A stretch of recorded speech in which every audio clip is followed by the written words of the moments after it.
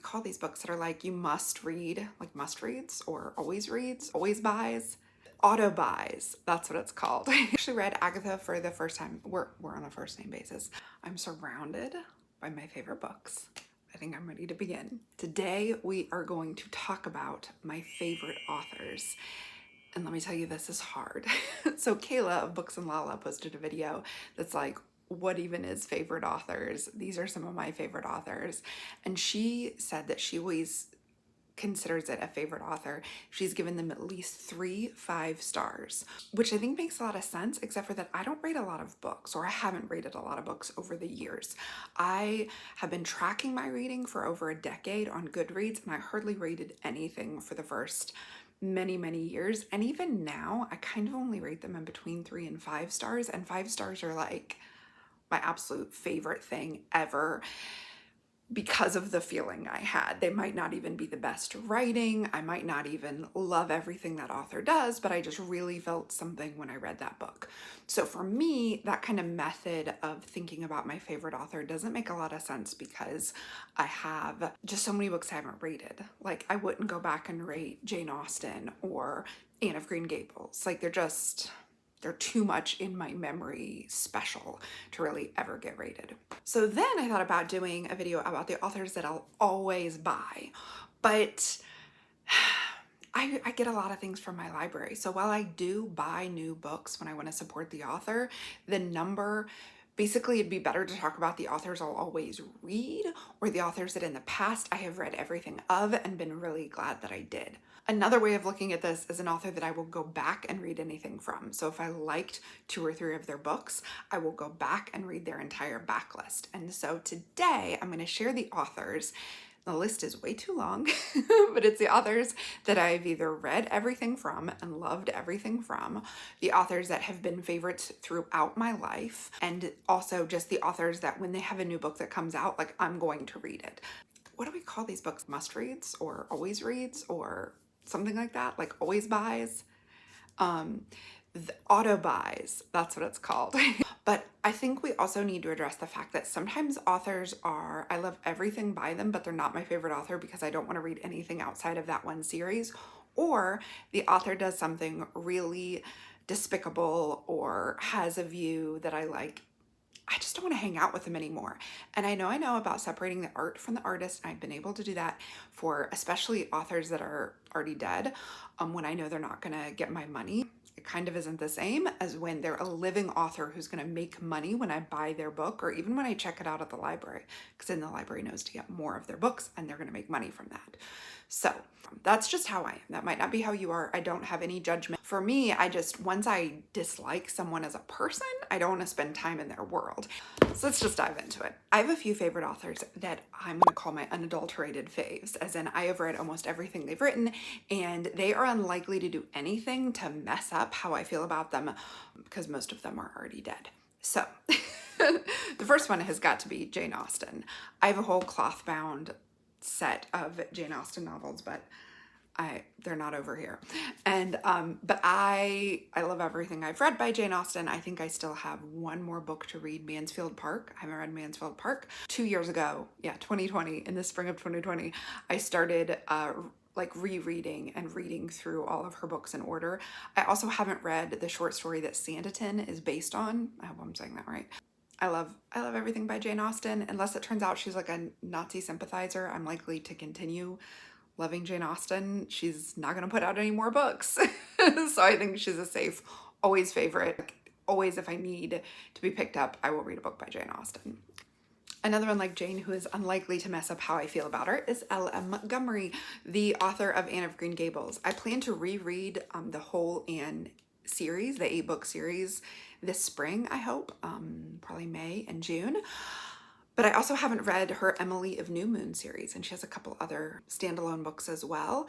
I hope to check out Emily of New Moon after I read the Anne series, just to kind of get back in the headspace. I read a biography of Ella Montgomery, and I really enjoyed it. I really liked seeing who she was as a person and what she dealt with in her life. I mean, as much as a biography of someone who's been long dead can show you that. So Ella Montgomery, favorite author. I want to read everything by her. I read the Anne of Green Gables book for the first time when I was 11 or 12, and I absolutely loved it. So she's just like deep in my heart as a favorite. And I promise these all won't be old books, but this first section of unadulterated faves has to be, because these are people who are unlikely to mess up how I feel about them. So next one is C.S. Lewis. This is a case we have of Mere Christianity and the Screwtape Letters.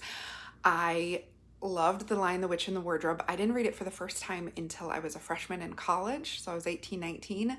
I read through the whole series. They're not all great, but Mere Christianity has a deep place in my heart as someone who was raised evangelical and found C.S. Lewis and found his theology closer to my own heart than anything I had heard up until that point. So I found C.S. Lewis my senior year of high school, freshman, sophomore in college. So that age in life where you're very like, I want to think deeply about what everything means and what I really believe. So C.S. Lewis is unlikely to change how I feel about him. Another longtime favorite is Maya Angelou. I got this book in high school and I absolutely loved it. I wouldn't take nothing for my journey now.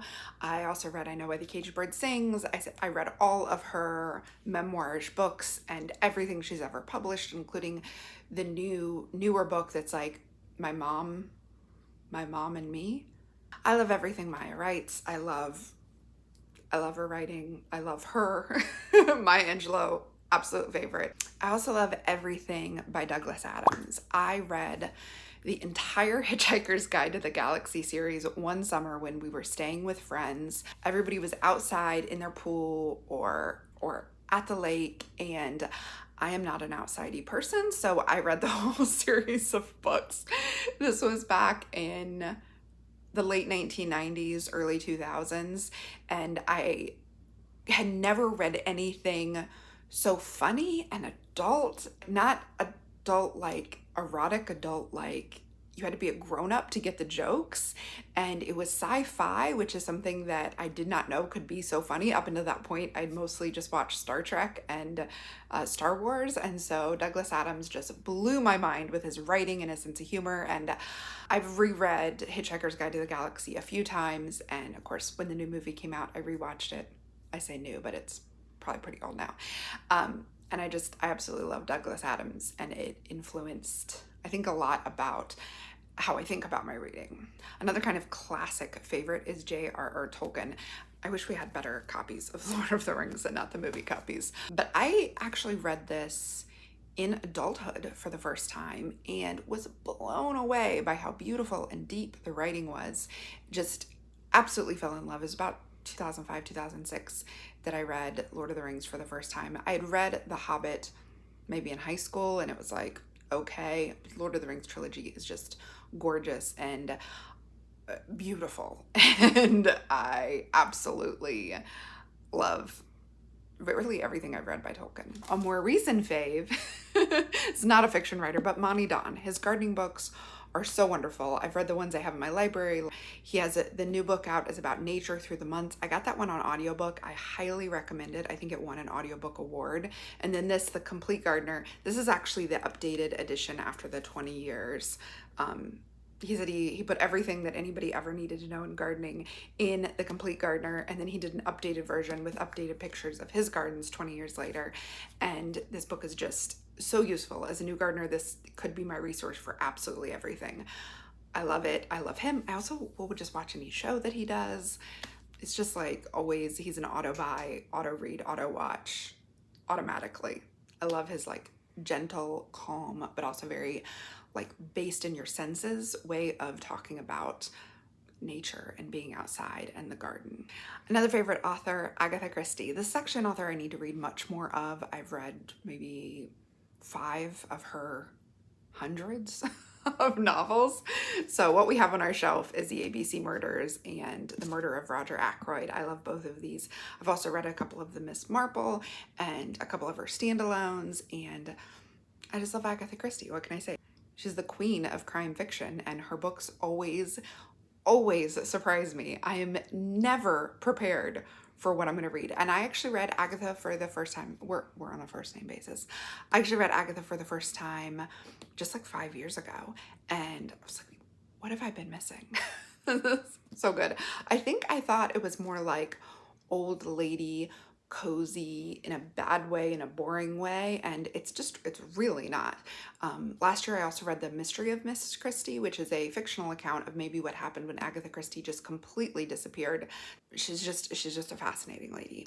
I love Agatha Christie. Now, another two more recent unadulterated favorites is Nora Ephron and Carrie Fisher. Both of them wrote nonfiction essays, kind of memoir, autobiography. Carrie Fisher, of course, wrote a great novel, Postcards from the Edge. Everything both of them write are so funny, and now that neither of them are with us, they're unlikely to change my opinion. They're some of my favorite all-time authors.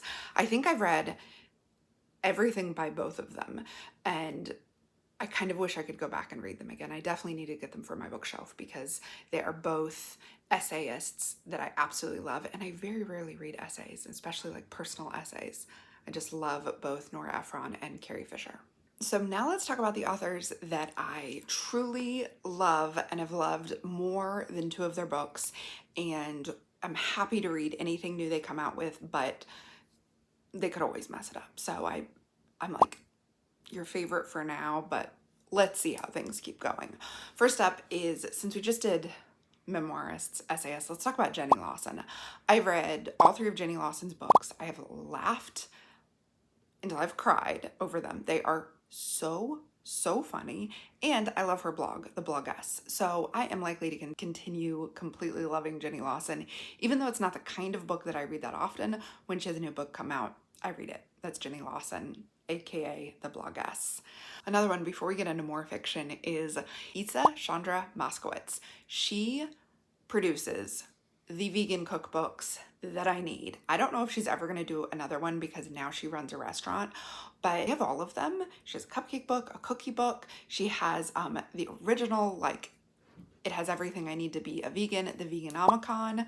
We still make recipes. It's actually a book we don't open that often because we've memorized the recipes in it we make all the time, but we still refer to it for things we need. And then Isa Does It is the cookbook I actually mentioned in a recent vlog. I make dinner from Isa Does It at least twice a week, if not more. My kids absolutely love she calls it a roasty soba bowl, and it's got roast cauliflower and it's got a tahini miso sauce and chickpeas, and my children, all of them, including the 2-year-olds, completely adore it. I could go on and on. Anything by Isa Chandra, I'm buying the minute it comes out, and I'm cooking from it immediately. Another one that I always read immediately and often pre-order is Tana French. I loved her Dublin Murder Squad series. I mean, who didn't? It is like so good. It's like literary fiction, crime fiction, psychological, like it goes deep. Love her books.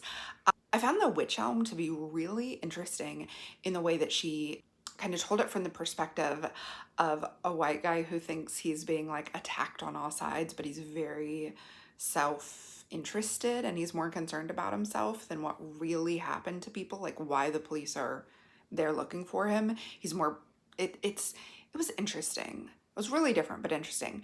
And then The Searcher, I was like, okay, it was fine. I enjoyed reading it, but it wasn't like, oh my God, I love this. It was probably 4 stars. So Tana French, I'm gonna keep reading her writing. I really enjoy everything she does, and she's great to listen to on interviews as well. I just really like her. Now, one of my first favorite authors, after Ella Montgomery and Jane Austen and C.S. Lewis, one of the first like fiction writers that I really loved, and this is when I didn't read a lot of fiction, was Neil Gaiman. Now, I don't know if he's gonna do something that messes it up, but his original books, I read all of the Sandman comics and was blown away. American Gods, Neverwhere, oh my gosh, Neverwhere. I thought about that book. I mean, I still think about the Neil Gaiman book. For the longest time, Good Omens was like my favorite book, and I am so happy with the adaptation recently that had David Tennant in it. It was just perfection. I'm interested in whatever comes out, and I would love for him to write another novel in this kind of way. I don't know if he will, but I love Neil Gaiman. Now, you know, I love John Scalzi because I just recently did a video, I'll link it up below, of the where to start with John Scalzi because I've read, you know, all of it except for one series. And I just really, I love his standalones and his locked in series probably best. So the Kaiju Preservation Society, Fuzzy Nation, they are funny and fun. Red Shirts is probably my all-time favorite, and I just love John Scalzi. I'll read whatever new thing he comes out with, especially if it's a standalone or it's another in the Locked In series. I think he said he's under contract to write another Locked In series, or another book in the Locked In series. So I'm definitely reading that when it comes out. Another absolute favorite in that creepy modern sci-fi is Sarah Gailey. I like everything I've read by them, even though it is so, so different. Magic for Liars, completely different than When We Were Magic, which is completely different than The Echo Wife. And I have read all of their books, save maybe one. I look forward to everything they put out. The Echo Wife blew my mind. I think about it a lot. And I want to read whatever Sarah Gailey writes next. Now we're getting into the I've liked some of their work and I'm not sure about some of their work, or like every single thing hasn't been a 5-star. Megan Abbott. I found Megan Abbott at my library totally by chance and then read everything she's written, except for she has a couple noir novels that I didn't read that are like mass market paperback. I have rated 3 of her novels 5 stars. They are a lot of times about female friendship. They're often kind of dark and atmospheric, and someone's always obsessed with something. 2 I gave 4 stars. Her most recent book, as far as I know, is The Turnout, which was beautifully written. It was very Megan Abbott. It was about a very tight female friendship. They were also sisters, but the twist, the reveal of what was kind of twisted about their relationship was something that should have had a content warning, and for me it's something I always avoid in books, and so it was pretty hard to read the last third. It's just not a book for me, even though it was gorgeously written. I wish I hadn't read it. I think about it a lot because she's a great writer. So that's Megan Abbott. I'm absolutely going to read whatever she writes next. And I hope that I might look for content warnings for her next book though, because she does write about some darkness. Because in the past, the darkness has had a lot to do with people's obsession, like wanting to be so good at their job, they'll do anything, they'll destroy anyone. I kind of super enjoy those stories of female ambition and female friendship and how society treats both of those things. That I find that fascinating. So Megan Abbott is definitely somebody who I'm always thinking about. Another person who I keep thinking about their books is Lauren Groff. So last year I read Matrix, several years before that, Fates and Furies, which I still think about. I think I need to reread it because I just think about it all the time. The first book I read by her was Arcadia, which is about this commune and the kids who grew up there and kind of how they handle that. We were so fully immersed in the world. I could not believe that Matrix was about a abbey in the Dark Ages in France, and I was so enthralled by it. It, again, is about female ambition, which is also what Fates and Furies is about. And it is just, the writing is just beautiful. I absolutely love it. So I'll read anything by Lauren Groff. Now, Louise Penny is someone who I need to finish her series. They're like around 20 books in her Inspector Gamache series, which is, as far as I know, the only thing she's written other than the book that she wrote with Hillary Clinton, State of Terror, which I also enjoyed. I've given Louise Penny 4 5-stars and a 4 4-stars. I think I've read 9 or 10 of her books total. It's funny because I don't feel like I talk about her a lot. She's not an author that I'm like passionate about, like, oh my gosh, you've got to read this.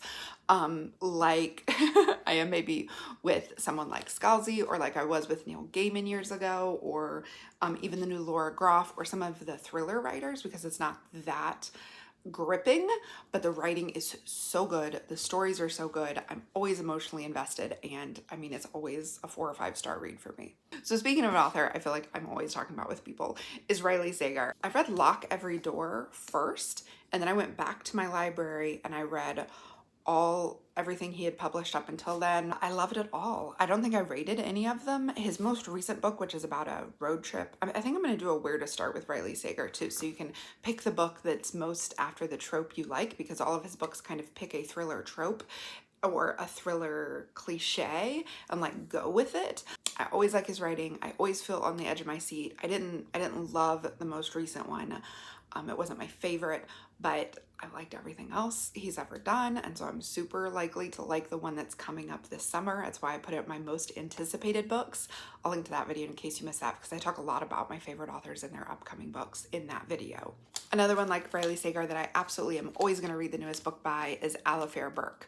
So I started Alifair Burke, I think, when her book The Wife came out, and then I went back and I read, she has a detective series from years ago, the early 2000s. I read all of those. I read everything she's come out with since then. Last year was The Better Sister. This year it's Find Me. This came out in February. I just got my copy from the library, so I'm reading it. I loved The Wife. It was 5-star. I loved Better Sister. That was 5-star. The detective series were like 4 and 5, like 3 and 4-star books.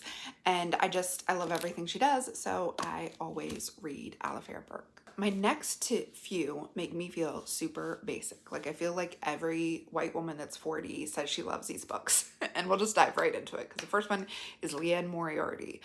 I went back and read all of her books after I read What Alice Forgot, and I loved so many of them. They're all interesting, and I like the way she tells them. They are mysteries, but they're not told like mysteries. They're almost told like women's fiction, which is what makes me feel basic about it. Also because so many of them now have been adapted. Nine Perfect Strangers came out. I pre-ordered that, read it when it came out. Loved it, read it in like a day. The next book that came out last year was Apples Never Fall. So that marriage is just everything. That book, I keep thinking about that book. So I will read anything Leanne Moriarty, which I never feel like I'm saying right, anything she publishes, I'm gonna read. Now, there are a couple authors that I feel like I need to read more of before they enter favorite author status. But because I want to read more of them, they're kind of like auto reads, because I'm like, okay, do I like you? I think I like you. Let's keep reading you. The first one is Grady Hendrix. I have his Southern Book Club Guide to Slaying Vampires. Loved this book. Really liked Final Girls Club. Final Girls Support Club. I can't remember anything. And my best friend's exorcism. I don't usually like horror, so it's entirely likely that I won't like his upcoming book, super horror-y. It's been pushed to 2023, but I'm willing to try it. I'm willing to keep reading and see if I like it. Now, someone else in that category is Peter Swanson. This is his current, like, newest book. I'm actually reading this in an upcoming vlog of my most anticipated books, this and the Alifair Burke. I loved 8 Perfect Murders, absolutely loved it. I went back, I read some of his old books. There were a couple of them that were 5 stars. There were some that were 3 stars. There's one in which and it's one of his earliest books, the Girl with a Clock for a Heart or something like that, where I thought the way he wrote the women were just so stupid. Like, the characterization of the women were just bad. 8 Perfect Murders did have a male main character, and that might be, he might just be better at that. He might have gotten better over the years, but he's in the I'll read whatever you write, let's see category, because I like thrillers. And once I find a thriller writer I like, I keep reading them because I like thrillers, and it's sometimes hard to find a good one. Another mystery crime writer I want to read more of is Laura Lippman. After reading Sunburn, I went back and read some of her older books, but she has a whole detective series I haven't read yet. And then I also read her more new releases. She has a memoir, which is hilarious. Absolutely loved it, 5 stars. And then she had her newer book I did not love. So far, I've rated 4 of her books 4 stars, but I really enjoyed Sunburn. It was a 4-star for some other reasons. So I think I'm gonna go back and read her detective series and see, is she a favorite author? Is she like a good author I will usually read books by? And someone else I wanna read more by and actually have their books on my shelf is N.K. Jemisin. I read The City We Became, and I have the first book in the Broken Earth trilogy, and I really want to read it. But my life for the last 2 years has been a little too complex to read really thick world building fantasy, and so I haven't picked it up. I listened to the audiobook for about a chapter, and then just the kids kept talking and I couldn't follow it. And it's definitely a book I think you want to sink into. So I'm hoping soon my life gets to the point where N.K. Jemisin becomes a favorite author. I love The City We Became. I follow her online. I like her as a person, and so she's on my like, what is she publishing next kind of list. And in that same fantasy sci-fi vein of I like her, but I haven't read enough to know that she's a favorite author, is Anne Leckie. So this is The Raven Tower, which I haven't read yet. I read her Ancillary Justice series, which was 3 books. They were very thick. I absolutely loved them. They were all 5 stars. They were beyond good, which reading 3 books that you rated 5 stars would maybe make somebody else a favorite author, but because they were all in the same series, I feel like I just don't know enough about her other writing to be certain. So another author kind of in the fantasy genre is Shauna McGuire. Her Wayward Children series I love. I continue to read each new one as it comes out. I don't know how she publishes so many books, but she has a new Wayward Children series, which are really like novellas. I actually have a reading vlog of me reading a couple of them, I think. I'll link to that below. It was several years ago when I started it, and I've kept up with it. I absolutely love that series, but she's written other books that are very, very different. So this is Middle Game. Its sequel is coming out this year, and I really want to read Middle Game and its sequel really soon, like when it comes out.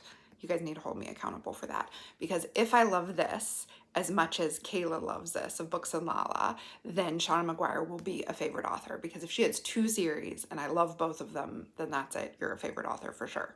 So some of these books, like Peter Swanson, I've read a lot by him because he had a bigger backlist, and he's still on the cusp, and some of them are on the cusp because I haven't read enough. It's so interesting because when you think about what makes a favorite author your favorite author, it like to me, a person could do it in 1 book, but if they have a big backlist, I feel like I have to read the bigger backlist before I can for sure say it, because what if I hate everything else they've ever written? Are they still my favorite author, or is it just a favorite book? So that's it, though. That's a lot of authors. I don't have a favorite author. Guys, that's the conclusion. I don't have a favorite author. I have authors I like, I have authors I will follow and get their newest books, and I have people that I'm excited to read more from. And I have people that I'm like ready to let go. I actually have a whole like 10 people on my list I didn't even talk about that they used to be one of my favorite authors, and I would read everything by them, but I haven't read anything by them in like 5 to 10 years. And so it's like, are they currently my faves if I never think about them anymore? I don't know. This changes a lot. So tell me below, how do you measure your favorite authors? Do you have people in mind who are your favorites? Like if I just ask you who's your favorite author, what would you say? If you ask me on the street who my favorite author is, my head would just explode. It just depends on my mood, on the day, on the vibe. It just depends. I'm not sure. So let me know below if you would like to hear more. I did not even talk about my favorite comic book authors, which I definitely have my favorite comic book creators, but this video is just getting way too long.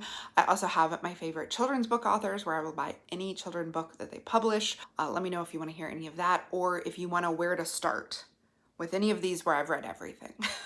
Like Neil Gaiman or Riley Sager or Barbara Kingsolver. You let me know if you would like to know where you should start with those. Put it in the comments below and I'll do a new video in that series. Thank you so much for watching.